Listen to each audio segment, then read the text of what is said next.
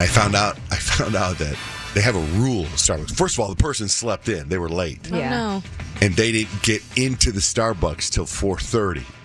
I was driving around at 4:20, driving around. And it turns out there's a rule at Starbucks that you can't, if you're an employee and someone's there, like a customer, you can't go in until they leave. So the person showed up. They were late.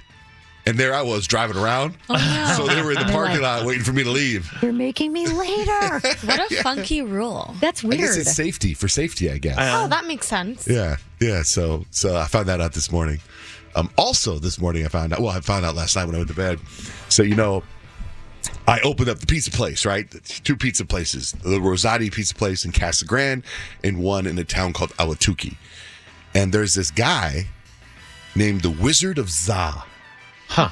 Wizard of Za. Is he a superhero? What is he? Instagram account. He's a guy that rates pizza. Oh, wow. And he goes all around the country. And he went to the Casa Grande Rosati's yesterday. And he tagged me. And I saw him when the video started. He's standing outside. And I was just like, oh, God. What's he going to, I hope it's a positive review. I hope whatever. And I've never seen what he looks like before. And he's this really good-looking dude, right? And anyway, here's part of his review. Hey, I'm out at Rosati's Casa Grande. If you haven't heard, John Jay from John Jay and Rich just opened up this new Rosati's out here, so I had to come on out and try it. I've always been a big fan of Rosati's, and not used to the live pizza reviews. It's a little Dave Portnoy-ish. Cool with me, but I figured for John Jay, we'll go ahead, we'll give a live review on the gram. Went thin crust.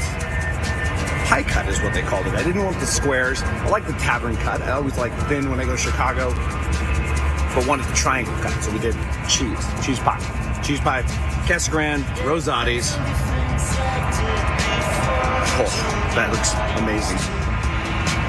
That is very, very good. Told you, I've always been a big fan of Rosati's, but this location, you know what? I'm not even going to say it. I'm going to tease this one a little bit. Okay, little teaser. John Jay, get at me. Let's do it on the radio. Do a live review on the radio sometime this week, next week, whenever you got time. Give me a shout. We'll do it then.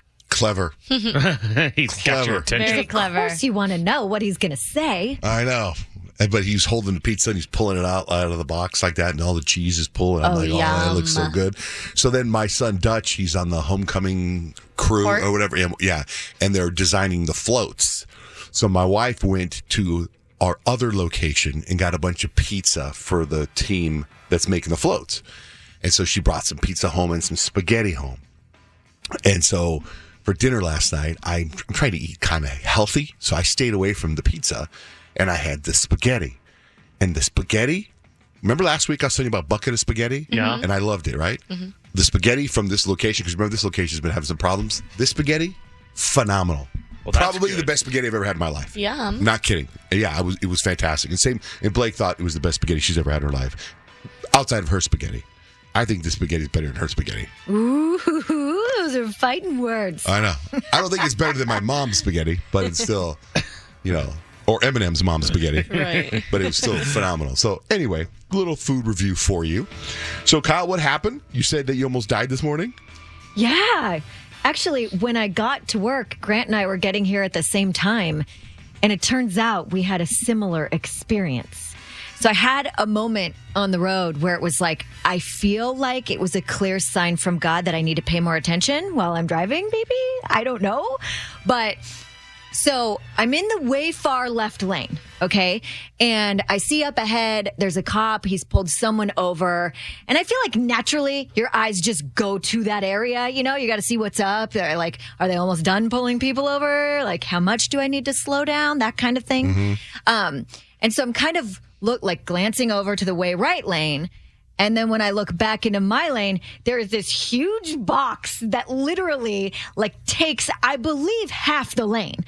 So it's like, I have to make the split decision. Do I swerve or do I just run over the box? And I don't know what's in the box. It could be a steel frame for something. And then what? And then I'm out. Then I'm dead, right? Because then who knows what's going to happen. So I swerve and I'm not I'm driving a new car for me. And I'm not used to how sensitive the steering is on this thing. Like, whoa, and the car like wobbles, and so I like overcorrect and go back to the left, and the car wobbles, and I'm like, I can't get control of my vehicle. That's terrifying. Finally, I'm like, okay, calm down. So the car's going straight, and it's like I'm just like shaking, like my whole body's like shaking. I'm like, oh my God, how did I not just get in an accident? Like, how did I not hit a car right there? Because I don't know where I was swerving. And so I'm like, the whole rest of the way in, I'm like, okay, I get it. I'm supposed to pay more attention. Like, just look straight. Like, I don't even have music on right now. like, it's like a sign. Like your adrenaline level's pumped up. Like, if I have 10 cups of coffee, like right now you're so high. You were like rocking. I was like, I'm awake. If I wasn't before, I am now.